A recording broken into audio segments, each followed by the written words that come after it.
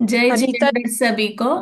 आज 10 नवंबर है। आज हमारा इष्टोपदेश स्वाध्याय हम कंटिन्यू करेंगे। आज हम गाथा नंबर 37 से करेंगे।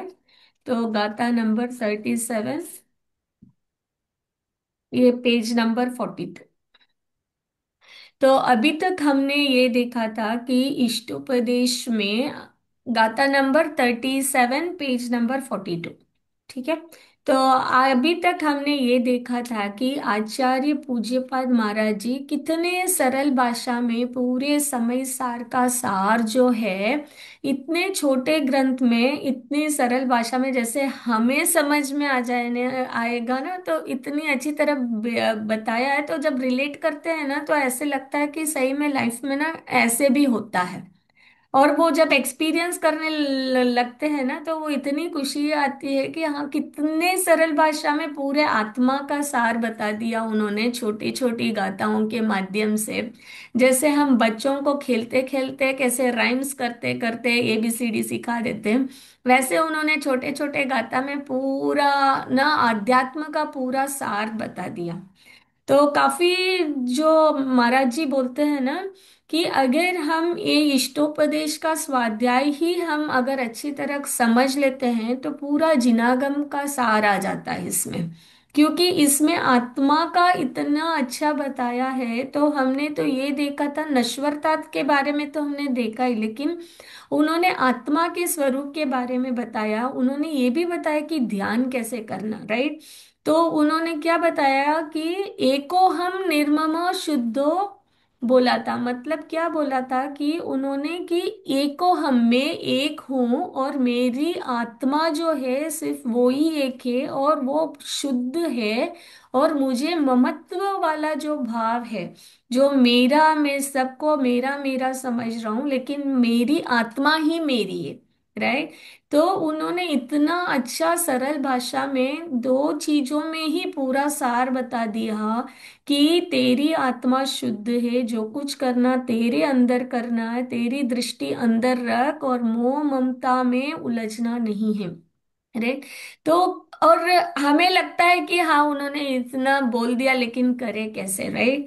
तो आज अभी हम देखेंगे कि आगे की गाथा में उन्होंने इतना अच्छी तरह बताया है कि अगर हमें शुरुआत भी करना है तो कैसे कर सकते हैं। और जिसको लगता है कि उनको आत्मा का अनुभव होता हो रहा है, तो उनको कैसे उनकी फीलिंग्स रहती है, राइट। हम दूसरों को देख के लगता है कि ये इसको ऐसा है, उसको ऐसा है, लेकिन हमें अपने आत्मा का समझ में आ रहा है, हम सही मार्ग पे चल रहे हैं या नहीं, उसका मेजरमेंट कैसे करें, राइट। क्योंकि हर एक चीज के लिए हम बोल सकते हैं कि हाँ, जैसे शरीर को देखा तो किसी की हाइट हाँ बढ़ रही है, तो हाइट का मेजरमेंट कर लो, समझ में आ जाता है। वेट का मेजरमेंट कर लो तो गठरा समझ में आ जाता है। तो वो सब दिखता है। और दूसरों को हम देखते हैं, तो जो कोई अगर पूजा पाठ कर रहा है, उनकी क्रियाएं सब देखते, तो हमें लगता है कि वो धर्म में है, लेकिन अंतरंग वाले भाव कैसे हमें समझ में आए, राइट। तो हमें अपने भाव कैसे समझ में आए कि हाँ, कि मेरा सही में राग द्वेष कम हो रहा है, मैं सही मार्ग पे जा रहा हूँ, मुझे इसी मार्ग पे जाना है, मैं भटक नहीं रहा हूँ, राइट। अगर जैसे हम ट्रेन का टिकट लेते हैं यहाँ से इंडिया जाना, तो पहले जाके हम फ्लाइट देखते हैं, फ्लाइट का नंबर देखते हैं, बोर्ड देखते हैं, 10 बार देखते हैं, राइट। तो वैसे ही जैसे भी हम धर्म के मार्ग में चल रहे हैं, तो हम अपनी में अपना मेजरमेंट कैसे करें। तो ये जो आगे वाली गाथा है, उसमें बहुत ही अच्छी तरह बताया है कि जिसको अपने आत्म तत्व का जो रुचि होती है, तो उसका फीलिंग कैसे होता है, और उसका बिहेवियर कैसे होता है। ठीक है। तो वो अभी हम समझेंगे। मैं स्क्रीन शेयर करती हूँ, गाथा नंबर 37। आपको दिख रहा है मेरा स्क्रीन? हाँ। यथा यथा समायाति संवितो तत्त्वमुत्तमम्, तथा तथा न रोचन्ते विषया सुलभा अपि। यथा यथा समायाति संवितो तत्वमुत्तमम् तथा तथा न रोचन्ते विषया सुलभा अपि। ठीक है, अभी कोई पढ़ेगा? मैं पढ़ती हूँ। हाँ। यथा यथा समायाति संवित्तौ तत्त्वमुत्तमम् तथा तथा न रोचन्ते विषया सुलभापि। बहुत बढ़िया, और कोई पढ़ेगा? मैं पढ़ूं? हाँ। यथा यथा समायाति संवितो तत्त्वमुत्तमम् तथा तथा न रोचन्ते विषया सुलभा अपि। हम्म तो यहाँ क्या बोल रहे हैं? यथा याता मतलब जैसे जैसे, समायाति मतलब आता जाता है। क्या आता जाता है? संवितो तत्वमुत्तमम, संवितो यानी अनुभूति, तत्वमुत्तमम मतलब उत्तम तत्व यानी अपने शुद्ध आत्मा के स्वरूप की अनुभूति जैसे जैसे आती जाती है।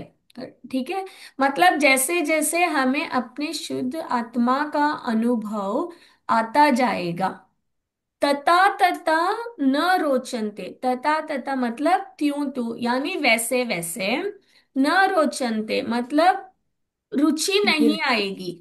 किसमें? विषया, विषय मतलब विषयों में, सुलभा अपि जो सुलभता से भी प्राप्त होते हैं विषय, उसमें भी रुचि नहीं आएगी। मतलब यहाँ क्या बोल रहे हैं? जैसे हमें अपने शुद्ध आत्मा का स्वरूप का जैसे जैसे थोड़ा अनुभव होता रहेगा, वैसे वैसे क्या होगा कि हमें जो सुलभता से भी प्राप्त होते हैं विषयों, विषय जो भी पंचेंद्रिय विषय, उसमें भी हमारी रुचि नहीं होगी। ठीक है, तो हम इसको थोड़े एग्जाम्पल से समझते हैं। तो जैसे हम देखते हैं ना कि काफी बार क्या होता है, जैसे हम पांच इंद्रिय, पांच इंद्रिय यानी फाइव सेंसेस, राइट? तो फाइव सेंसेस में क्या आता है? टच आता है, टेस्ट आता है, स्मेल आता है, फिर आईज का विजन आता है, फिर हियरिंग। ठीक है, तो ये पांच सेंसेस है। तो हमें जो भी दुनिया में बाहर दिखता है, तो हमें इस सेंसेस से ही दिखता है। ठीक है, तो हमें, और ये सेंसेस क्या है? हमारे शरीर का पार्ट है, इसे को इंद्रिय बोलते हैं। ठीक है, और एक इंद्रिय क्या है? सिर्फ पर को जानने में ही हेल्प होती है, राइट?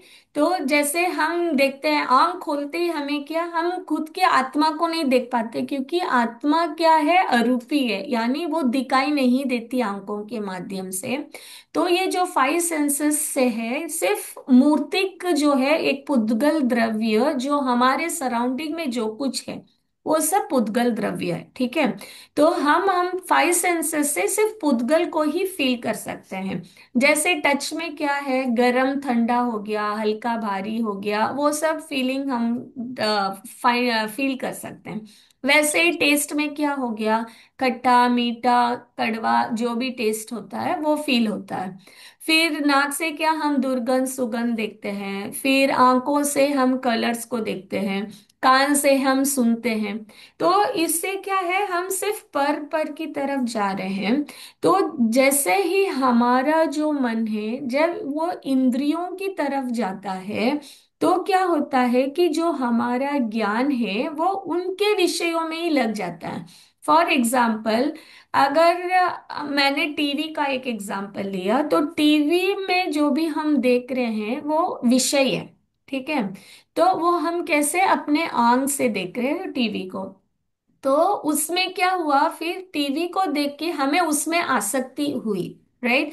तो फिर आसक्ति से क्या, हमें उसमें अच्छा बुरा आता है, उसमें राग द्वेष आता है। फिर जब हमें अच्छा लगता है, हमें लगता है और ज्यादा टीवी देखनी चाहिए, और ज्यादा टीवी देखनी चाहिए, और फिर क्या होता है? हम उसी में आसक्त हो जाते हैं। तो इसको क्या बोलते हैं? इंद्रिय ज्ञान बोलते हैं। यानी जो हमारा ज्ञान है आत्मा का, वो जो क्या कर रहा है, उसका जो डायरेक्शन है, मन में जो भी हो रहा है वो इंद्रियों की तरफ जा रहा है। ठीक है, लेकिन जब हम उसी ज्ञान को उस मन के माध्यम से जब हम अपने आत्मा की तरफ डाइवर्ट करेंगे, तभी हमें वो आत्मा का अनुभव आएगा। ठीक है। तो ये इतना इजी नहीं है, तो इसको स्टेप बाय स्टेप करने के लिए ही आचार्य महाराज ने वो आसक्ति को कम करने के लिए इतनी दिन से हमारी भूमिका बनाई थी।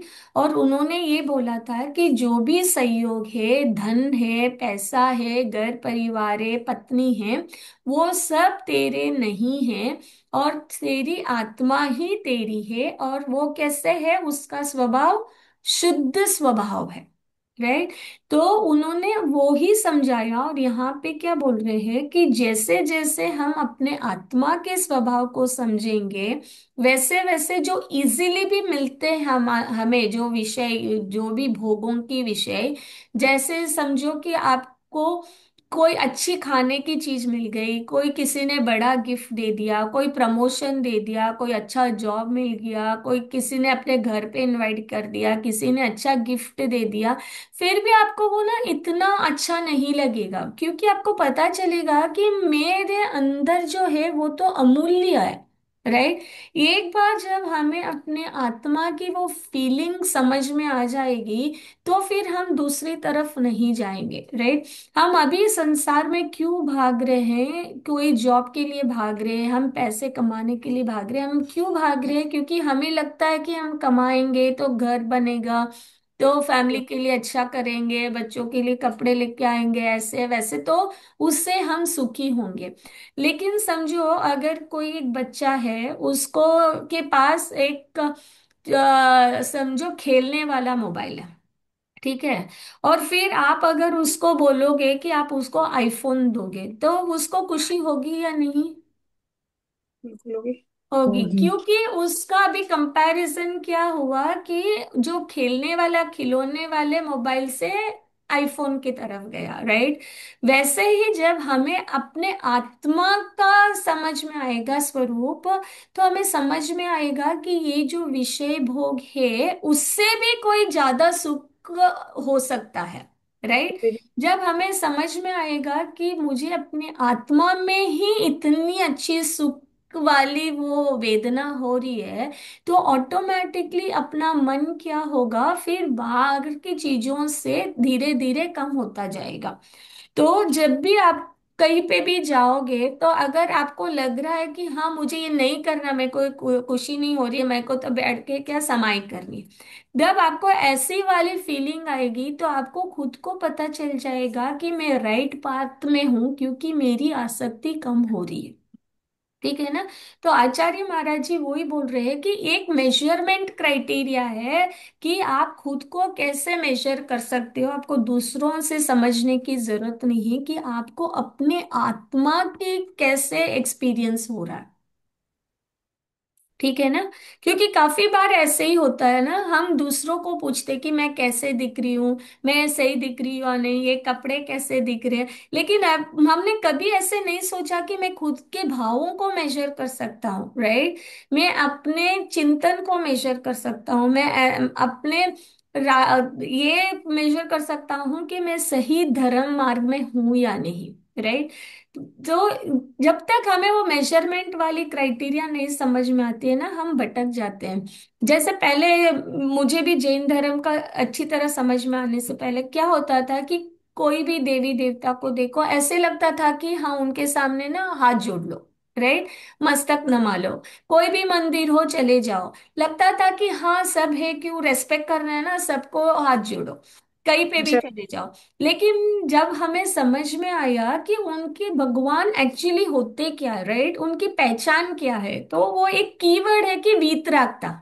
राइट। जब हमें समझ में आ गया कि हम किसकी पूजा कर रहे हैं, वीतरागता की पूजा कर रहे हैं, मतलब हमारे भगवान, मतलब ऐसे नहीं कि वो जैन कुल में ही जन्म हो। राइट। हमारे भगवान कोई भी कुल में हो सकते हैं, लेकिन हम क्या उनके गुण की पूजा कर रहे हैं। तो जिनके अंदर भी राग द्वेष नहीं होगा, जो वीतराग के मार्ग पे रहेंगे, हम उनकी पूजा करेंगे। राइट। तो जो उस मार्ग पे रहेंगे वो ही पंच परमेष्टि के स्वरूप में आएंगे, क्योंकि हम गुण की पूजा कर रहे हैं। तो इसीलिए आचार्य महाराज जी बोल रहे हैं कि हर एक चीज को जब हमें समझ में आता है कि हम कैसे मेजर कर सकते हैं, तभी उसमें हम और आगे बढ़ सकते हैं। क्योंकि हमारा श्रद्धान फिर क्या होता है, घट हो जाता है, वो स्ट्रांग हो जाता है कि हाँ this is the right path, right. क्योंकि सब कुछ जब हम, नहीं तो क्या होता है, हम अगर हमें नहीं समझ में आता है तो आज कोई हमें बोलेगा कि तुम इस मार्ग पे चलो तो हम उस पे चले जाएंगे, कल और कोई दूसरा टॉपिक आएगा सुनेंगे लगेगा ये सही है तो उधर चले जाएंगे। क्योंकि अभी तो क्या है, ये टेक्नोलॉजी का जमाना है, तो मोबाइल इंटरनेट में व्हाट्सएप में इतने मैसेजेस आते हैं, तो ऐसे लगता है कि इसका भी प्रवचन सुन लो उसका भी प्रवचन सुन लो, तो क्या है ना, अभी चांसेस ज्यादा है कि हमारा गिरने का। और वो ही अगर हमें समझ में आ जाता कि मेजर कैसे करना है, किसकी बात सुननी किसकी नहीं सुननी है, तो हमें यही मौका है कि फास्ट ट्रैक पे जाने का भी, है। तो वो मेजरमेंट होना चाहिए। तो आप किसी की भी अगर प्रवचन सुनोगे ना, तो आपको 5 मिनट में ही समझ में आ जाएगा कि ये सुनना है या नहीं, राइट। अगर लग जाता है कि ये राग का पोषण करने वाला है, तो वहीं पे हमें सोचना चाहिए कि मैं सही कर रहा हूं या नहीं, ये मुझे पाप का बंद कर रहा, राइट। तो इसीलिए ये सब पहचान के चिन्ह होते हैं। क्योंकि काफी बार आप देखते हो कि कोई भी कोई ग्रंथ भेज देता है, क्योंकि जिनागम भी इतना वास्ट है, और अभी क्या इतने सारे लोगों ने उसका ट्रांसलेशन भी किया हुआ है। तो काफी बार क्या होता है, वो जैसे जैसे पासान हो जाता है ना, तो उसमें भी काफी चेंजेस की वजह से काफी बार उसमें भी राग का अंश आ जाता है। तो हमें पता रहना चाहिए कि वो किस अपेक्षा से क्या बोल रहे हैं और क्या ग्रहण करने योग्य है और क्यों वो बोल रहे हैं, राइट। क्योंकि अगर हम जीनागम में भी देखेंगे तो कहीं पे वो बोलेंगे कि तू मंदिर जा, क्रिया कर, ऐसे कर, तेरे को धन की प्राप्ति होगी। और कहीं पे बोलेंगे कि तो धन के पीछे मत रख, वो छोड़, तेरे अंदर ही इतना अनंत धन भरा हुआ है, उसकी तरफ देख, राइट। तो वो अलग अलग लेवल पे बोल रहे, क्यों बोल रहे हैं, क्योंकि राग छुड़ाने के लिए। क्योंकि पहले जो मंदिर नहीं आ रहा उसको बोलेंगे तू मंदिर आ, ताकि तेरे को पैसा मिलेगा। और अभी उसको जब श्रद्धान थोड़ा आएगा तो बोलेंगे कि जो धन है वो भी नश्वर है, चला जाएगा, तो जिस धन की इच्छा कर रहा है वो एक्चुअल धन तो तेरे अंदर वाला है। तो फिर वो उधर से छुड़ा के अंदर करेंगे डाइवर्ट, राइट। तो वैसे ही हमें ना पता भी रहना चाहिए कि जब हम पढ़ रहे हैं वो किस अपेक्षा से बोल रहे हैं। क्योंकि काफी बार ना जब हमें एक क्राइटेरिया नहीं समझ में आ जाता है ना, तो वो रास्ता डाइवर्ट हो जाते हैं, फिर हम गलत भी पकड़ सकते हैं। तो इसीलिए जब हम कुछ फॉलो कर रहे हैं, हमें वो मेजरमेंट के लिए यहाँ बोला है कि तेरे तू देख कि तेरी आसक्ति कम हो रही है क्या। पहले तू मॉल जा रहा था, 10 कपड़े खरीद रहा था, तो अभी मॉल जा रहा था, अभी भी वैसी आसक्ति है, या अभी देख के लग रहा है कि बस बहुत है मेरे पास, अभी मैं क्यों टाइम वेस्ट करूं, राइट। तो वो एक मेजरमेंट है। अभी पहले तू खाना खा रहा था, तेरे को लग रहा था कि ऐसा रहना चाहिए, तो अभी तू एडजस्टिंग कर रहा है क्या कि ठीक है खाना खाना है, थोड़ा लाइटली भी चलता है, राइट।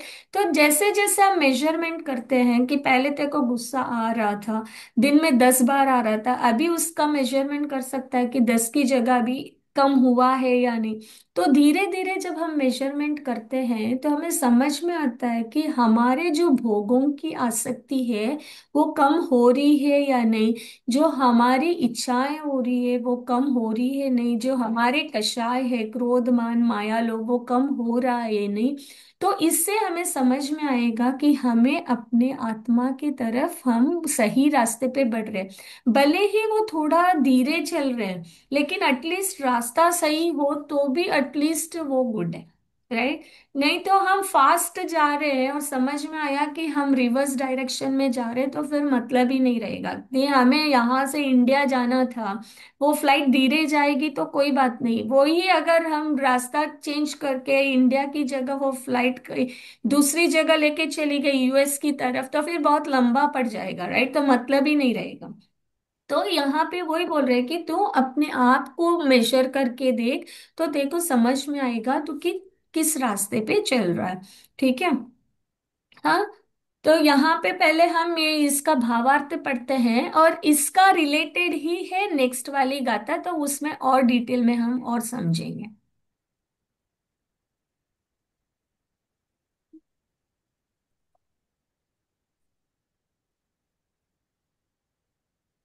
भावार्थ कौन पढ़ेगा? गाथा 37 का। मैं पढ़ती हूँ। मन में जो बात अपना हित करने वाली जम जाती है, आत्मा की लगन उसी ओर लग जाती है। फिर आत्मा का उपयोग दूसरी ओर से हटकर उसी ओर लग जाता है। तदनुसार आत्मा की समझ में जब अपना शुद्ध स्वरूप रुचिकर बन जाता है, तब आत्मा की रुचि शरीर की सेवा करने की ओर से तथा इंद्रियों की तृष्णा बुझाने वाले सांसारिक विषय भोगों की ओर से हटकर आत्म अनुभव की ओर अग्रसर हो जाती है। उस समय उसको इंद्रियों के भोग नीरस निसार बुरे प्रतीत होने लगते हैं। हाँ, यहाँ पे हम पॉज करते हैं। तो यहाँ पे वो ही बता रहे, राइट। तो यहाँ पे सोचने वाली बात ये है कि हम अभी जिसके पीछे लगे हुए हैं, हम, आपको क्या लग रहा है कि 10 साल पहले आप सुखी थे या अभी ज्यादा सुखी हो? अभी ज्यादा सुखी है। अभी ज्यादा सुखी है। 10 साल पहले आपके साथ ज्यादा पैसे थे या अभी ज्यादा पैसे हैं? अब ज्यादा हैं, पहले कम थे। पहले कम थे, तो इसका मतलब ये है कि जैसे पैसे बढ़ा खुशी बढ़ी क्या? उसकी नहीं। पैसे तुझे कम हुए चाहे ज्यादा हुए, पर बाकी उसकी खुशी नहीं होती है उसको। वो तो अब अच्छा नहीं लगता, वो तो ये सोचते हैं बहुत भोग लिया, अब कितना भोगेंगे, कितनी आयु रहेगी। अब कुछ नहीं। नीलिमा जी, पहले आपके पास नहीं एक लेकिन घर था, अभी 4 घर है। अब पहले ज्यादा खुश थे, अभी ज्यादा खुश हो? क्या कुछ अ, क्या कर। मैं तो ये कहूंगी कि अभी साथ में अगर धर्म जुड़ गया ना, हम्म। तो खुशी ज्यादा हुई है। उसके पहले घर तो क्या है कि रहना तो एक ही घर में है, चार घर में थोड़ा रहना है। तो करेक्ट। वो मेरे लिए खुशी का मेरे लिए नहीं है। मेरे लिए तो अभी जैसे स्पेशली अभी 3-4 साल से हम लोग धर्म से ज्यादा जुड़े हैं, तो इसीलिए अभी मेरे को ज्यादा खुशी महसूस होती है। कभी गुस्सा आता नहीं है, कुछ आया है तो भी ठीक है, नहीं हो रहा कुछ तो भी ठीक है। धर्म ने इतना कुछ सिखा दिया है, तो इसीलिए खुशी ये मिलती है कि हाँ, धर्म जो है सीधा भगवान की तरफ ध्यान चला जाता है। कुछ ऐसा नेगेटिव या स्कूल भी जाते हैं कुछ ऐसा होता है तो सीधा वो चला जाता है, तो मेरे को खुशी अब ज्यादा महसूस होती है as correct. Compare to last time. हाँ, तो इससे ये समझ में आता है कि पैसे से खुशी नहीं है। कुछ नहीं होता। राइट। हाँ, जब हम अपने आत्मा के स्वरूप को समझा और जब वो हमारे फीलिंग में आ रही है, तब हमें ज्यादा खुशी हो रही है, राइट। तो वैसे ही, क्योंकि अगर हम देखेंगे कि मुनिराज, देखो मुनिराज के पास कुछ नहीं है लेकिन उनके पास कितनी खुशी है, राइट। और हम आज ये सोच रहे हैं कि हमें पैसे मिलेगा, घर मिलेगा तो हम सुखी हो जाएंगे, वो तो परम सुखी है, राइट। तो वो सोचने वाली बात है कि हमें अपनी लाइफ में प्रायोरिटी क्या होना चाहिए, राइट। ऐसे हमें, ठीक है पैसे कमाना, लेकिन ऐसे नहीं कि पैसे कमाना ही हमारी प्रायोरिटी हो जानी चाहिए, राइट। तो यस। यहाँ पे वो ही समझा रहे आचार्य महाराज जी कि अगर तेरे को वो फीलिंग आ रही है कि मेरी प्रायोरिटी धर्म है, तो समझना कि तू सही रास्ते पे है, राइट। अगर जैसे समझो कि तीर्थंकर भगवान, वो तो जन्म से ही इतने, मतलब इतने महान पुण्य के धनी थे कि वो तो राजा महाराजा के यहाँ थे, वो खुद राजा थे, इतने भोगों में थे। फिर भी उन्होंने वो आसक्ति छोड़ दी। क्यों छोड़ दी? क्योंकि उनको वो अच्छी वाली जो इम्पोर्टेंट मूल्यवान जो अपनी आत्मा है उसका टेस्ट मिल गया था उनको, राइट। तब उनको समझ में आया गया कि ये जो भोग है ये सब तो कुछ भी है नहीं। तो ऑटोमेटिकली जब हमें इम्पोर्टेंस समझ में आ जाती है, तो अपना माइंड ऑटोमेटिकली डाइवर्ट हो जाता है और हमें समझ में आ जाता है कि प्रायोरिटी कहाँ करनी है, और अपने आप हमें भी वो खुशी महसूस होती है, राइट। और जब हमें अपने आत्म तत्व की अनुभूति हो जाती है, तब जो शरीर से कोई भी फीलिंग आती है या कोई भी पेन होता है, वो पेन भी फील नहीं होता।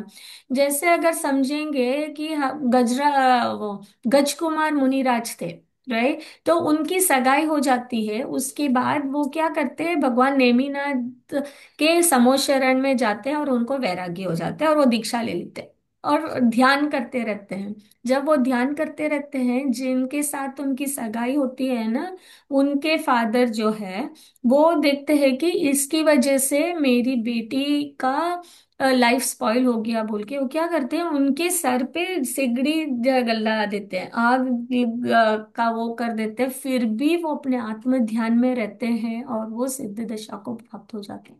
मतलब इतनी ताकत आ जाती है जब हमें अपने आत्मा के स्वरूप को समझ लेते हैं और वहां पे अपना ध्यान चला जाता है। राइट। बोलते हैं कि ना, भरत चक्रवर्ती जो थे वो 6 खंड के अधिपति थे। राइट। उनके कितने 96 रानियां थी, 96,000 रानियां थी, 96,000। और सब इतने सुंदर थे और इतने भोग विलास में थे वो।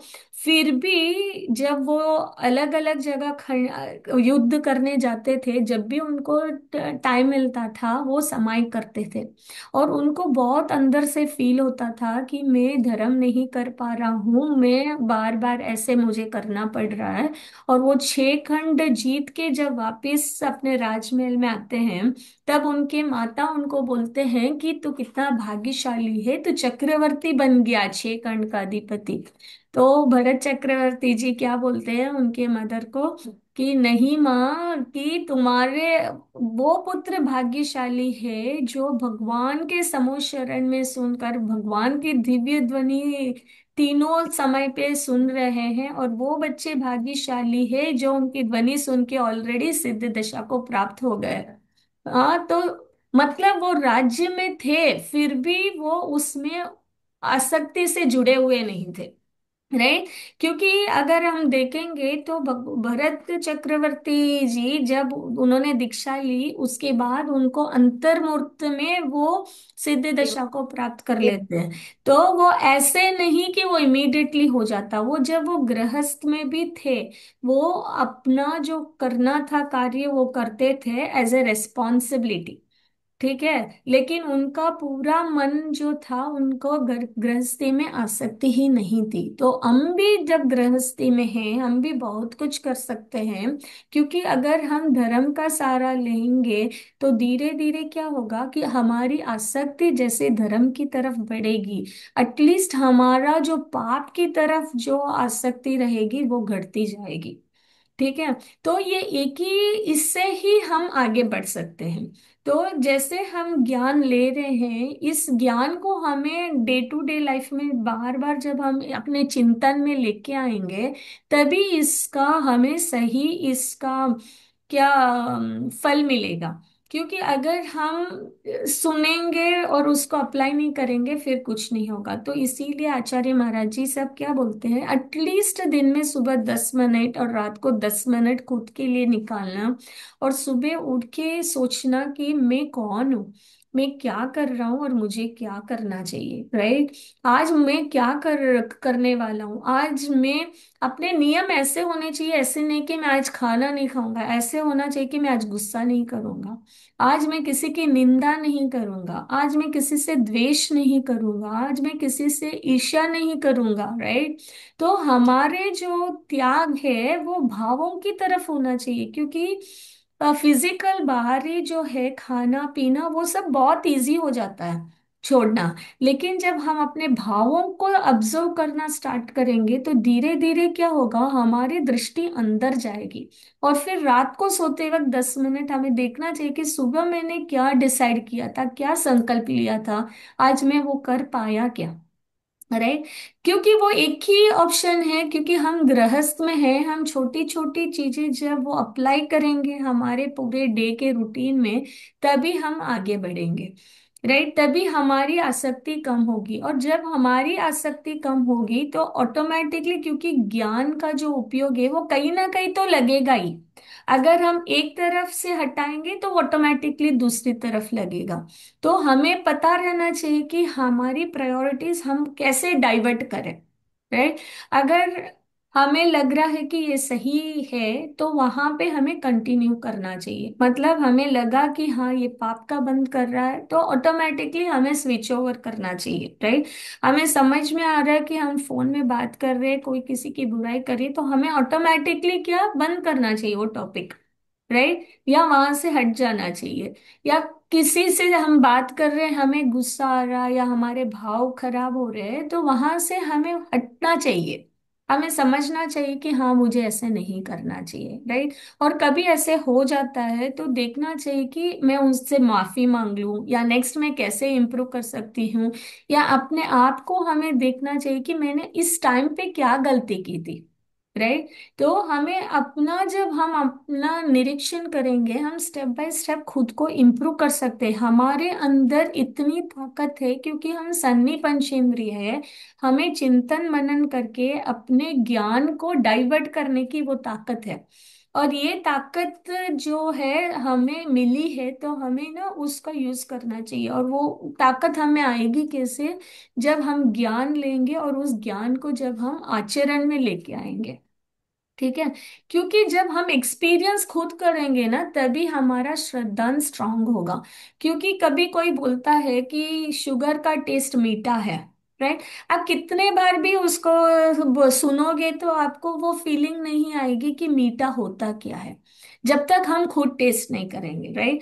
वैसे ही जब हम धीरे धीरे ध्यान करना शुरू करेंगे, और ध्यान में स्टार्टिंग में एटलीस्ट हम अपने ब्रीथिंग को ऑब्जर्व करें, और उसके बाद नौकार मंत्र का सहारा ले, फिर अपने आत्मा स्वरूप का चिंतन करेंगे, तो धीरे धीरे क्या होगा, हमारे परिणाम निर्मल होते जाएंगे। हमारा मन क्या है, स्थिरता आने लगेगी। बाहर जाने वाला मन जो है वो अंदर की तरफ जाने लगेगा। तो इस यही एक ऑप्शन है कि हम धीरे धीरे अपने आप को कैसे ट्रेनिंग करें। तो अभी तक पूज्यपाद महाराज जी ने इस गाथाओं के माध्यम से हमें वही समझा रहे हैं। वो क्यों समझा रहे? क्योंकि उन्होंने धन का स्वरूप समझाया ताकि हम धन की तरफ नहीं भागे, राइट। तो उन्होंने ये बताया कि धन नश्वर है, उसमें सुख नहीं है, वो तेरे को परेशानी करने वाला है, मुश्किल से तेरे से वो छूटेगा, तो उसके पीछे मत लग, क्योंकि वो सब इधर ही छोड़ के जाना है। फिर उन्होंने ये बताया कि घर परिवार सब जो है, तो जिसके पीछे लगा है वो भी सब छोड़ के जाएगा। फिर उन्होंने बोला कि तेरे शरीर जो है, तेरे इंद्रिय भोग जो है, तेरे को यही पाप का बंद कराएंगे, राइट। फिर उन्होंने ये सब बता के क्या किया, ध्यान वहां से हटाया। फिर क्या बोला उन्होंने, तेरे आत्मा जो है वो तेरे अंदर ही है। तू अपना पुरुषार्थ करके अपने आत्मा में जो अनंत सुख है, तेरे आत्मा में ही अनंत ज्ञान है। तू एक आत्मा के तरफ ही उसके शुद्ध आत्म स्वरूप का चिंतन कर, सोच कि मैं कौन हूं, मैं क्या कर रहा हूं, मुझे क्या करना चाहिए, और बाकी सबसे ममत्व को हटा, राइट। तो यहाँ तक के बोल के फिर अभी आचार्य महाराज जी ने बोला, तू जब इतना समझा और तूने समझा कि तू ये अप्लाई कर रहा अपने लाइफ में, वो समझने के लिए ये तेरे लिए मेजरमेंट टेक्निक है। तो अप्लाई करके देख कि तू जो समझा था वो तू अप्लाई कर पा रहा है या नहीं। ठीक है ना? हम्म। तो अभी हम नेक्स्ट वाली गाथा पढ़ते हैं। तो नेक्स्ट वाली गाथा जो है वो थोड़ी सी रिलेटेड है, लेकिन उसमें जो इम्पोर्टेंट पॉइंट्स बता रहे हैं वो बहुत ही इम्पोर्टेंट मैसेज दे रहे हैं, ठीक है। तो यहाँ पे क्या था, आत्म संवित्ति की पहचान, और यहाँ पे बोल रहे आत्म, फिर हाइफन डाला कि संवित्ति के पहचान। तो यहाँ पे क्या बोल रहे हैं, जब आत्मा की पहचान हो जाती है, आत्मा की अनुभूति हो जाती है, उसके बाद क्या होगा, ठीक है। तो एक वो वाली एंगल है, और एक दूसरी वाली एंगल है, हम जैसे पढ़ेंगे फिर हम डिस्कस करेंगे, ठीक है। यता यता न रोचन्ते विषया सुलभा अपि, तथा तथा समायाति संवितो तत्वमुत्तमम्। यता यता न रोचन्ते विषया सुलभा अपि, तथा तथा समायाति संवितो तत्वमुत्तमम्। कोई पढ़ेगा? मैं पढ़ूं? मैं हाँ। हाँ, पढ़- यथा यथा न रोचन्ते विषया सुलभा अपि, तथा तथा सामायति संवितो तत्त्वमुत्तमम्। और एक जन पढ़ लीजिए। मैं पढ़ती हूँ। हम्म। यथा यथा न रोचन्ते वेश्याः सुलभा अपि तथा तथा समायाति संवितो तत्त्वमुत्तमम्। हम्म। तो ये लास्ट गाथा गाथा में क्या था? क्या? ये गाथा बिल्कुल पिछली वाली गाथा की मतलब दूसरे वर्ड्स, मतलब हाँ मतलब, सेम। हाँ इसमें एक्चुअली दो डायमेंशन दिया है। तो इसमें पहली वाली गाथा में क्या बताया था कि यथा यथा समायाति संवितो तत्वम उत्तमम। मतलब जैसे ही हमारे अपने आत्मा की अनुभूति होती जाएगी, तथा तथा न रोचन्ते विषया सुलभा अभी, तो हमें वैसे वैसे होते होते विषयों की तरफ आसक्ति नहीं होगी। ठीक है। और यहाँ पे उसका रिवर्स बोल रहे हैं कि यथा यथा न रोचन्ते विषया सुलभा अपि तथा तथा समायाति संवितो तत्वमुत्तमम्। मतलब यहाँ ये बोल रहे हैं कि जैसे जैसे हमारे विषयों की तरफ आसक्ति घटती जाएगी, वैसे वैसे आत्मा की तरफ आसक्ति बढ़ती जाएगी। ठीक है। तो यहाँ पे ये गाथा 38 जो है, इसमें दो डायरेक्शंस हैं। तो जैसे कि जो ऑलरेडी आत्मा के साधना में है, तो उनको एक बार आत्मा की अनुभूति हो जाती है, उसके बाद उनको कैसे भी विषयों की टॉपिक मिले, तो भी उनको क्या है, उसमें रुचि नहीं होगी और वो और ऊपर बढ़ते जाएंगे। ठीक है। तो और ऊपर अपने आत्मा में ही चले जाएंगे। और दूसरा डायमेंशन यहाँ पे ये दे रहे हैं कि अगर हमें अपने आत्मा की अनुभूति होनी है, तो हमें क्या करना है, विषयों की तरफ आसक्ति कम करनी पड़ेगी। राइट। तो ये जो है, ये बहुत अच्छी गाथा है। तो ये जैसे हम सोचते हैं ना, कि ये सोचते हैं कि हाँ, पहली गाथा के हिसाब से क्या बोला कि आत्मा की अनुभूति होगी तो विषयों की तरफ आसक्ति कम हो जाएगी। तो लोग क्या सोचते हैं कि हाँ, आत्मा की अनुभूति होगी तब विषयों की तब होगा। आसक्ति कम होगी। ठीक है। तो हम क्यों अभी दिमाग खराब करें, जब आत्मा की अनुभूति होगी तब हो जाएगी अपने आप। राइट। तो इसीलिए नेक्स्ट गाथा में क्या बोल रहे हैं कि तेरे को अगर विषयों की आसक्ति आत्म कम करेगा, तो अपने आप आत्मा की तरफ आसक्ति बढ़ेगी। ठीक है। तो जो हम लोग हैं, तो अभी हम क्या, हम विषयों में घुसे हुए हैं। राइट। तो स्टार्टिंग स्टेज में हमें क्या करना पड़ेगा, अपने विषयों की तरफ अपनी आसक्ति कम करनी पड़ेगी। राइट। तो जैसे हम आसक्ति कम करेंगे, वैसे क्या होगा कि हम अपने आत्मा की तरफ बढ़ेंगे। और आत्मा की तरफ बढ़ेंगे तो ऑटोमेटिकली विषयों की आसक्ति कम पड़ेगी। और फिर जब विषयों की आत्मा की तरफ बढ़ेंगे, तो सुलभ वाले विषय भी रहेंगे, तो भी हमें उस पर आसक्ति नहीं रहेगी। राइट। तो ये जो सेकंड वाली गाथा है, वो सबके लिए अप्लाई होती है। कि एक तो जो जो धर्म नहीं कर रहा है, उनको बोल रहे तो आसक्ति कम कर विषयों की तरफ, ऑटोमेटिकली तेरे को अपने आत्मा पे रुचि बढ़ेगी। और दूसरा जो ऑलरेडी उस मार्ग पे है, बोल रहे हैं तू जैसे तेरी सुलभ वाली विषय भी मिलेगी, तेरी इच्छा नहीं होगी, तो तू ऑटोमेटिकली और बढ़ता जाएगा। राइट ना। तो कितना अच्छा मैं दिया है हमें कि हमें क्या करना है। तो ये दोनों गाथा ये बता रही है कि हमें करना क्या है, मेनली हमारा जो माइंड है, इस इंद्रियों से विषयों से डाइवर्ट करना है। तो वो ही एक की है जिसके वजह से हम क्या है, ये उसके लिए क्या, हमें ये भेद विज्ञान यूज करना पड़ेगा कि मैं कौन हूं, मैं स्व हूं, बाकी सब पर है। जब ये भेद विज्ञान वाला जो है, जब हम हर एक समय पे, हर एक थॉट पे अप्लाई करेंगे कि हाँ, ये स्व है, करने लायक है, ये पर है, ये छोड़ने लायक है। राइट। पर क्या है, इंक्लूडिंग शरीर, मेरा शरीर भी पर है। तो जब हम सोचेंगे पर है, जैसे नेबर के घर पे कुछ हो रहा है, तो हमें परेशानी होती है क्या? नहीं होती है, क्योंकि वो नेबर है ना। वैसे ही जब शरीर को कुछ होगा, हम समझेंगे ये पर है, तो हमें दुख होगा क्या? इस चीज को समझने के लिए तो टाइम लगेगा। टाइम हाँ। लगेगा। वो ही हमें वो ना ट्रेन करना पड़ेगा। तभी वो मुनि महाराज देखो ना, वो हमें देख के ऐसे लग रहा है कि वो कितना कष्ट उठा रहे हैं, नहीं, वो कितने सुखी है। सुखी की अनुभूति होती है उनको। करेक्ट, वो क्यों इतने सुखी है? क्योंकि दो मिरर है। एक मिरर में हम देखेंगे तो हमें लगेगा कि वो कितने परेशान है, कितने दुखी है। लोग बोलते हैं कि बेचारे मुनिराज, वो धूप में तप रहे, उनको खाना नहीं मिल रहा, उनके पैर पे ये हो रहा है, उनको कितनी परेशानियां हैं। क्यों? कि जिनको आत्मा की अनुभूति नहीं है, जो बाहर से देख रहे, राइट। और जिनको आत्मा की अनुभूति है उनको पता चलेगा कि वो कितने सुखी है, वो सही मार्ग पे है, राइट। वो परम सुखी है, राइट। तो वो देखने वाली दृष्टि, क्योंकि जो हमारे अंदर है वो ही हमें दूसरों में दिखता है, राइट। जब हमें उसका मूल्य समझ में आएगा तभी हमें समझ में आएगा। एक मेरे को एक एग्जांपल याद आया। कोई एक बंदा रहता है, उसको ना कुछ पत्थर मिलते हैं चमकते हुए, ठीक है, वो एक्चुअली रियल डायमंड्स रहते हैं, तो उसको उसकी पहचान नहीं रहती है।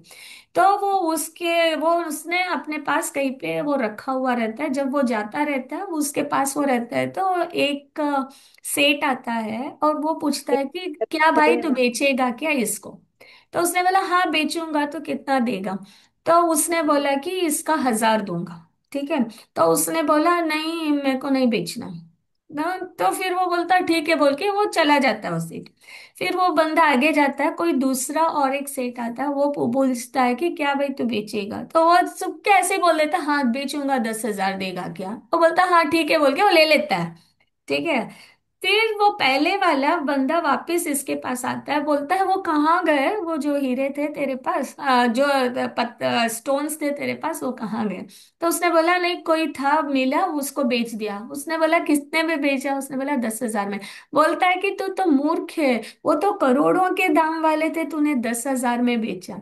तो ये बंदा वो पहले वाले को बोलता है मैं तो मूर्ख हूँ, तेरे को तो पता था वो करोड़ों वाले थे, तो तेरे को 2,000 भी महंगे पड़े क्या? तो तूने क्यों नहीं लिया रे? तो वैसे ही है, जब हमें अपने बॉडी का, अपने आत्मा का मूल्य पता चलेगा ना, तब बाहर के जो पदार्थ है उसके पीछे हम नहीं जाएंगे। हाँ, अमूल्य है आत्मा। अमूल्य। तो हमारा लाइफ का टाइम वैसे जा रहा है, क्योंकि हमें ना ये मनुष्य वो इतने मुश्किल से मिला है। वो भी हमें मनुष्य वो मिला, अच्छा शरीर मिला, अच्छा फैमिली मिला, हेल्थी बॉडी मिली, अच्छी फैमिली मिली, जैन धर्म मिला, राइट, जैन कुल में मिले। जैन कुल में जन्म के भी जैन धर्म को समझ के उसको अप्लाई करने की ताकत मिली है, राइट। फिर भी हम क्या कर रहे हैं, अभी पैसे के पीछे भाग रहे हैं, राइट। तो आचार्य महाराज जी वो ही बोल रहे हैं कि तू अपना मूल्य समझ, तू क्यों अपना टाइम वेस्ट कर रहा, कल हमारी लाइफ गई तो गई, हम्म। राइट। तो सही में वो सोचने वाली बात है। कभी तो ऐसे लगता है ना कि हम कर क्या रहे हैं। कभी तो ऐसे लगता है कि जितना होता है ना धर्म कर लो, आंख बंद करके बैठ जाओ और कुछ करना ही नहीं है, हम क्यों भाग रहे हैं? तो वो इतने छोटे छोटे बातों से ना वो बता रहे हैं कि तू मूल्यवान है, मूल्यवान है। क्यों उनको फील हो रहा है? क्योंकि उन्होंने अपने अमूल्य अमूल्य आत्मा का अनुभव किया है, तो उनको लगता है कि सब लोग कर क्या रहे हैं। अभी हम लोग भी जैसे थोड़ा सा धर्म समझ रहे हैं ना, तो लगता है जब किसी को देखते हैं ना कि यो इनका लाइफ कैसे जा रहा, राइट। तो वो जब उस लेवल पे थे तो उनको कितना लगता होगा ना कि, क्योंकि वो तो आत्म ध्यान वाले थे, तो उनको हमारे ऊपर इतनी करुणा आई कि उन्होंने एक ग्रंथ की रचना की। और हमें इतना, ये पंचम काल होते हुए भी हमें इतने मुनि महाराज का सानिध्य मिल रहा है, ये टेक्नोलॉजी की वजह से हम घर बैठ के सुन पा रहे हैं। फिर भी अगर हम अप्लाई नहीं करेंगे तो सही में बहुत मुश्किल हो जाएगा, राइट। ऐसे वापस हमें इतने सहयोग मिलना बहुत ही दुर्लभ है। तो इसलिए आचार्य महाराज जी यही बोल रहे हैं, तू अपनी आसक्ति को कम कर। जैसे ही तू अपनी आसक्ति कम करेगा, अपने आप तू अपने आत्मा की तरफ जाएगा। तो अपने आप अपने शुद्ध आत्म तत्व की पहचान कर सकता है। तो इतना मूल्यवान जीवन मिला है, इतना मनुष्य भाव मिला है, तो उसका उपयोग कर, इंद्रियों भोगों की आसक्ति छोड़, क्योंकि अनंत भावों से सब जगह हमने सिर्फ इंद्रियों का ही भोग किया, राइट। एक इंद्रिय के पास भी इंद्रिय है, पंचेंद्रिय के पास भी इंद्रिय है। तो कोई भी पर्याय में गए, कोई भी संसार में चार गति में गए, सिर्फ इंद्रियों के पीछे पीछे ही गए, सिर्फ हम पर के पीछे ही गए। लेकिन अभी ये भाव में हमें स्व को पहचानने की का मौका मिला है। तो हमें वो स्व के लिए टाइम निकालना चाहिए, क्योंकि एटलीस्ट शुरुआत अगर हम 10 मिनट से भी करेंगे तो बहुत ही उससे लाभ होगा। ठीक है ना? तो हम इसका, हाँ बोलिए नीमच। लास्ट वीक अपना ये डिस्कशन हुआ था, राइट, कि हम्म। बिल्कुल शांत बैठ के अपने स्व के बारे में हम्म। सोचना। चिंतन करें। तो मैंने और इन्होंने हम्म। पूर्णिमा के दिन हम्म। बाहर, बिल्कुल जहाँ, बिल्कुल अपने यहाँ ऑस्ट्रेलिया में तो बिल्कुल क्वाइट, लाइक हमारे पर्थ में तो बिल्कुल quite, we are really lucky to hmm. Be here in Australia. India में होता तो इतना शांत वातावरण हमें नहीं मिलता। करेक्ट बोला, हाँ। मगर हमारे ऑस्ट्रेलिया, स्पेशली जहाँ हमारा घर है, लाइक अपन सबके शायद यही सिचुएशन है। तो हम्म। अपने घर अभी रात में इतने क्वाइट हो जाते हैं ना, क्योंकि इतना डिसिप्लिन्ड लाइफ है यहाँ पे। सो हम लोग बाहर बैठ के, हम दोनों 24 मिनट्स हमने टाइमर लगाया और सिर्फ कुछ नहीं सोच रहे हैं। हम सिर्फ आत्मचिंतन, जैसा आपने बोला ना सुनीता जी, हम्म। वैसा हमने किया। तो बाद में लाइक इतना हल्का महसूस हुआ ना, लाइक ऐसा लगा, oh my god, it's beautiful. Specially correct. You are sitting under the full moon, hmm. पूर्णिमा के दिन। तो वो शीतलता, और मतलब एकदम शांत, आप बिल्कुल कनेक्ट हो पा रहे हैं, ऐसा थोड़ा थोड़ा सा, इतना सा महसूस हुआ। मेरे को बहुत ज्यादा खुशी मिली, बहुत अच्छा लगा। और अभी आपको लगेगा कि वापस मुझे वो करना है, राइट? हाँ एग्जैक्टली, मैंने इनसे कहा सुनो, अपने करेक्ट। को जब भी टाइम मिलेगा ना, हम लोग बाहर सब लाइट्स बंद कर देते हैं, हम सारी लाइट्स बंद, कहीं से कोई ये आर्टिफिशियल लाइट नहीं आ रही है, and then you sit under the sky, moonlight में, रात में। हम्म। बहुत सुकून मिलता है। करेक्ट। बहुत सुकून मिला था हमें, अभी 3 दिन पहले हम बैठे थे। करेक्ट। उन्होंने बहुत ही अच्छा लगा। वही बोला ना, क्योंकि जब तक हमें वो टेस्ट नहीं आता है तब तक हम्म, ही प्रॉब्लम है। एक बार टेस्ट आने के बाद हम उसके पीछे ही जाते रहेंगे। जैसे एक चींटी है, उसको पता चल गया कि शुगर किधर है, तो वो एक हम्म, एक इतना ही शुगर लेगी, वापस आएगी, वापस जाएगी, वापस आएगी। तो हमारा मन भी वैसे ही है, थोड़ा वो अतीन्द्रिय सुख वाला जो फीलिंग है, एक बार चख गए ना तो फिर बार बार उधर ही जाएगा। तभी बोलते हैं कि जो सम्यक दर्शन है उसमें भी जो बोलते हैं, एक बार अगर भी सम्यक दर्शन हो जाता है तो, क्योंकि एक बार आत्मा ने जो अगर उसका टेस्ट कर लिया, तो वो नीचे गिरता है तो भी कोई बात नहीं, वापस जाएगा ही जाएगा उधर, क्योंकि एक बार टेस्ट कर लिया ना। इसीलिए वो बोलते हैं कि तू उधर टिक पाएगा या नहीं, एटलीस्ट कोशिश कर एक बार तो उसको फील करने का। तो क्योंकि वो वाली फीलिंग इतना सही में सच्ची कब। में मतलब ये हाँ। सब, thank you so much to you Sunita ji for that, कि आपने लाइक, आपके इस क्लास से इतना ज्यादा लाइक अच्छा लग रहा है, सीख रहे हैं। ऑफ कोर्स कई चीजें होती है उस समय जब आप बोलते हैं, तब तो बिल्कुल ऐसा लगता है कि हाँ है राम, ये करेंगे, कितनी अच्छी बात बोल रहे हैं आप। बट वो क्या है, ह्यूमन नेचर।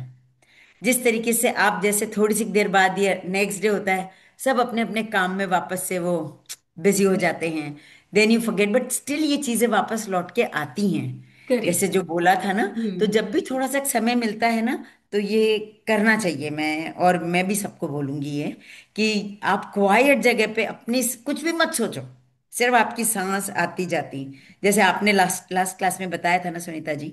तो वही किया मैंने, कहा मैं क्या नमोकार मंत्र बोलूं, क्या बोलूं, कुछ समझ नहीं आया। तो फिर मेरे हस्बैंड ने कहा कि नहीं नहीं, ऐसा करो, सिर्फ अपनी सांसों पे ध्यान दो, जैसे हम्म। सुनीता जी ने। तो वही वो किया। एक्चुअली हेल्प होता है। आप सही पूछोगे यस। तो इष्टोपदेश स्वाध्याय का जब मेरे को टॉपिक बोला, मेरे को इतनी खुशी हुई, और मैं को आप सबको थैंक यू बोलना चाहिए, क्योंकि अरे क्योंकि क्लास की वजह से मेरे को ना, मैं कोशिश करती हूँ कि मैं 3-4 मुनिराजों का प्रवचन सुनने के लिए, ठीक है। और जो वो ध्यान वाला जो आपने बोला ना, वो एक्चुअली टेक्निक प्रणम्य सागर जी महाराज जी ने बोला था, मुझे बहुत ही अच्छा लगा था। क्योंकि यस। उन्होंने बोला था कि प्रारंभिक भूमिका में क्या होता है, हमारा माइंड, क्योंकि हम इतने ये इंद्रियों के विषयों में लक्षित है ना, तो आंख बंद करके ही हमें पूरे व्यवहार की टॉपिक की याद आती है। तो उन्होंने इसीलिए ये बोला कि जब भी कुछ भी इंसिडेंट होता है या कभी भी बैठे हो, टू स्टार्ट विथ आंख बंद कर लो, रूम का दरवाजा बंद कर लो और अपने ब्रीदिंग को ऑब्जर्व करो। और उन्होंने बोला 27 टाइम्स काउंट करना, सिर्फ ब्रीदिंग पे काउंट कर। और एक बार आपने 27 काउंट रीच कर लिया तो समझना कि आपने एक अचीवमेंट किया, ताकि आपका मन शांत हो गया। उसके बाद आप फिर नेक्स्ट लेवल पे जाओ कि आप पंच परमेष्टि का सहारा लो, नौकार मंत्र का सहारा लो। उसके बाद फिर थर्ड लेवल पे जाओ कि आप अपने आत्मा के स्वरूप के बारे में चिंतन करो। फिर धीरे धीरे ऐसा आएगा कि जो आप चिंतन कर रहे हो, वो चिंतन से भी मुक्त होके आप निर्विकल्प दशा पे चले जाओगे। क्योंकि वो बहुत ध्यान कराते हैं। वो बोल रहे थे, आज मैंने उनका और एक प्रवचन सुना, प्रणम्य सागर जी महाराज जी का। तो उन्होंने ये बोला कि एक कोई एक लड़का था, उस वो बहुत ही डिप्रेशन में था। तो उसको क्या होता है कि कहीं पे भी जो बिजनेस उसने स्टार्ट किया उसमें लॉस हो गया। उसकी शादी हुई तो वो लड़की 1 साल में छोड़ के चली गई। उसके जो जॉब्स, उसके बाद जो जॉब शुरू किया वो भी सब उसमें फेल हो गया। उसके पेरेंट्स फैमिली सब उससे अपसेट थे, तो वो इतना परेशान हो गया, तो he was like fully depression में। तो वो यहाँ पे आया था प्रणम्य सागर जी महाराज जी के पास। तो उन्होंने उसको ये सिर्फ उनको बोला कि ओम अरहम नमः, उस वो बोलना 10 मिनट तक, ठीक है। तो उन्होंने बोला कि उसने 10 मिनट तक किया इतनी शांति से। 10 मिनट के बाद उसका डिप्रेशन इतना कम हो गया और वो बात करने लग गया। मतलब उससे पहले वो बात करने की स्थिति में नहीं था, इतने डिप्रेशन में था। मतलब ये वर्क होता है। क्योंकि पावरफुल जब है, हम, बहुत हाँ, पावरफुल है। विश्वास से करते हैं ना, बहुत ताकत है जब हम शांति से बैठ के अपने बारे में विचार करते हैं। क्योंकि वो एक ही ऑप्शन है कि हम अपने आप को समझने के लिए, तो हमें सही में टाइम निकालना चाहिए। और इतना मस्त लगता है ना जब मैं ये इष्टोपदेश के गाथा का 3-4 महाराज जी का प्रवचन देखती हूँ ना, जैसे विद्यासागर जी महाराज जी का, प्रणम्य सागर जी महाराज जी का बुक, इतनी खुशी होती है कि वो कितनी अच्छी तरह बोल रहे हैं। ऐसे लगता है कि इतने छोटे ग्रंथ में उन्होंने पूरा बोल दिया हमें करना क्या है। क्योंकि वो क्या बोल रहे हैं, हम सिर्फ ज्ञान लेने में लगे हैं, ठीक है। उसको हम, उसका अनुभव नहीं फील करना। नहीं कर रहे हैं, उसके लिए टाइम नहीं दे रहे हैं। तो वो क्या बोल रहे हैं कि बुद्धिमान होना और ज्ञानी होना दो अलग अलग है। आप सिर्फ बुद्धिमान मत होया करो कि ये शास्त्र पढ़ लूं, वो शास्त्र पढ़ लूं, इनका प्रवचन सुन लूं, उनका प्रवचन सुन लूं, ये कर लूं, वो कर लूं, नहीं। वो बोल रहे हैं आप एक ही चीज को समझो और उसको एक्सपीरियंस करो, राइट। आप ज्ञानी बनो बोलते हैं, वो बोलते हैं कि आप बुद्धिमान बनना जरूरी नहीं है कि आप पूरा शास्त्र का ज्ञान लो, राइट। तो क्योंकि हमारा माइंड क्या बहुत ओवरलोड हो रहा है और हमको उसके बारे में सोचने की टाइम नहीं मिल रही है, राइट। तो इसीलिए मैं भी कोशिश करती हूँ कि मैं ज्यादा से ज्यादा एक प्रवचन सुनती हूँ पर डे। टाइम हो तो भी मैं नहीं सुनती हूँ दूसरा। क्योंकि वो जो सुना ना, उसके बारे में चिंतन करने के लिए टाइम चाहिए। फिर क्या होता है, हम यहाँ से सुनते हैं, यहाँ पे भूल जाते हैं जब दूसरा सुनते हैं। तो इसीलिए वो बोलते हैं थोड़ा भी सुनो लेकिन उसका बार बार चिंतन मनन करो और सोचो कि मैं कर क्या रहा हूँ, how can I apply that, right. मैं कैसे उसको अपने जीवन में उतार के कैसे इम्प्रूव करूँ। तो ये बहुत हेल्प होता है। तो हमारे पास 5 मिनट है, मैं शेयर करती हूँ स्क्रीन और हम इसका भावार्थ कर लेते हैं, ठीक है। अभी कौन पढ़ेगा?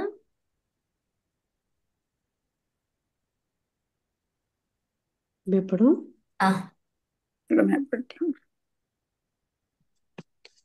किसी और को पढ़ना है तो पढ़िए।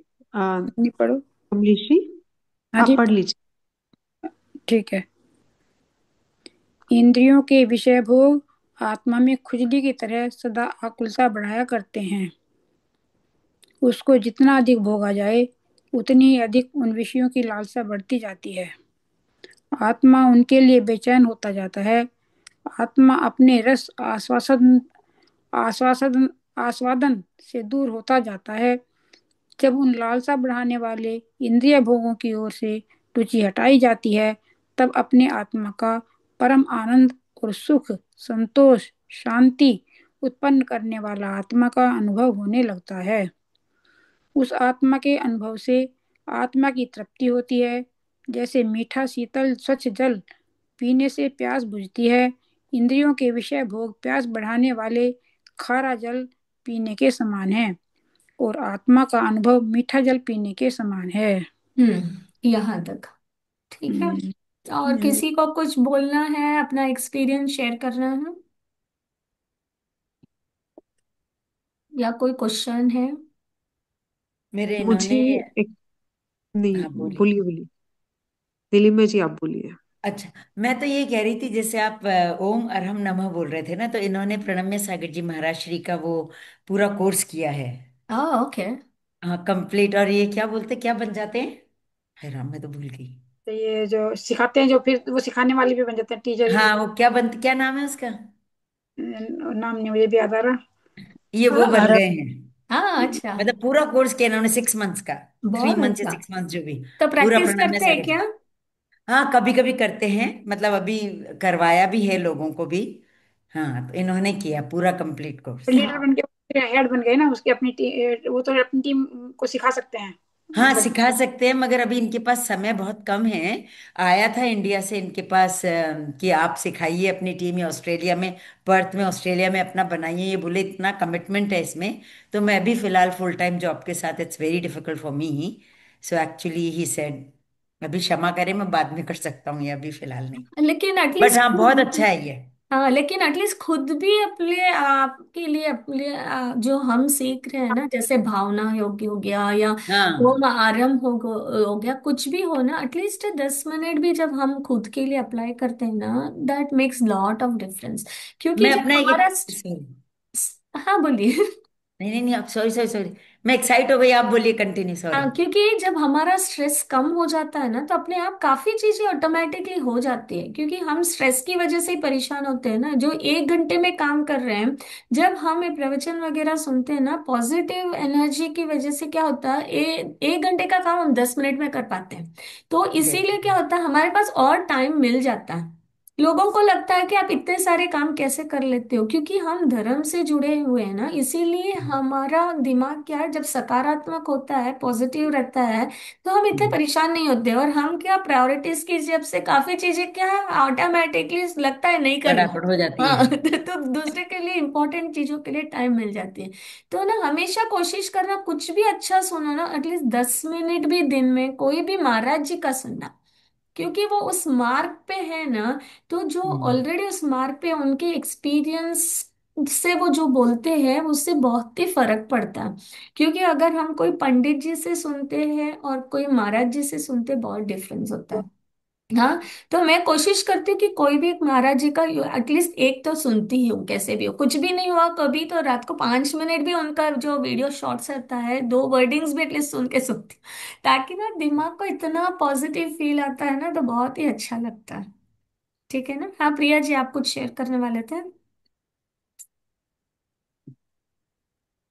नहीं, बस मैं इतना कह रही थी आपका, आज मुझे एक्चुअली ये भरत चक्रवर्ती जी का जो आपने एग्जाम्पल दिया था बहुत अच्छा लगा था कि बहुत बार स्पेशली बीइंग ए मदर बहुत होता है कि हम हैं संसार में, चाहे कितना भी पढ़ा समझा, पर उसको अप्लाई पूरी तरह हम नहीं कर सकते। तो बीइंग ए मदर तो और ज्यादा आप थोड़ा होते ही हो अटैच, विच इज घर में हो तो एक नेचुरली आप थोड़ा सा होता है कि हम बच्चों के लिए बना रहे हैं कि कुछ उनकी पढ़ाई कैसी चल रही है। तो पर भरत चक्रवर्ती का जो आपने एग्जाम्पल दिया कि हम घर में रहते हुए भी किस तरह से फॉलो कर सकते तो हैं, अच्छा करते अनअटैच्ड होकर, मतलब काम आप वही करोगे, जो आपकी ड्यूटी आप फुलफिल करोगे, पर हैं। अटैचमेंट कम करके। ये बहुत अच्छा एग्जाम्पल मुझे लगा। वो एक्चुअली और एक बोलते हैं कि आप ना कर्ता बुद्धि से न मत करो, कर्तव्य भाव से करो।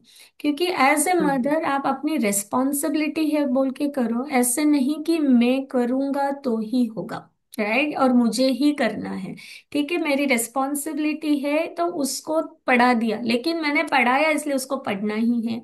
मैं पढ़ाऊंगा तो ही वो पढ़ेगा, वो सब इंटेंशन से हमें नहीं करना। ठीक है, मैं मेरा कर्तव्य क्या था, खाना बनाना।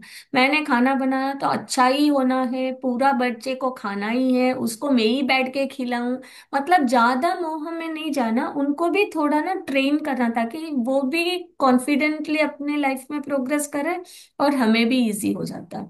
तो इसीलिए वो क्या बोलते हैं कि रेस्पॉन्सिबिलिटी को रेस्पॉन्सिबिलिटी जैसे करो, एज ए क्या, कि कर्तव्य से मत करो। ठीक है ना? जी, ठीक है, हाँ। कर्तव्य से करना है। हाँ ठीक है, तो हम यहाँ पे क्लास का विराम करते हैं, जिनवाणी स्तुति कर लेते हैं। निज निधि निज में बताऊं, यह अनंत उपकार है।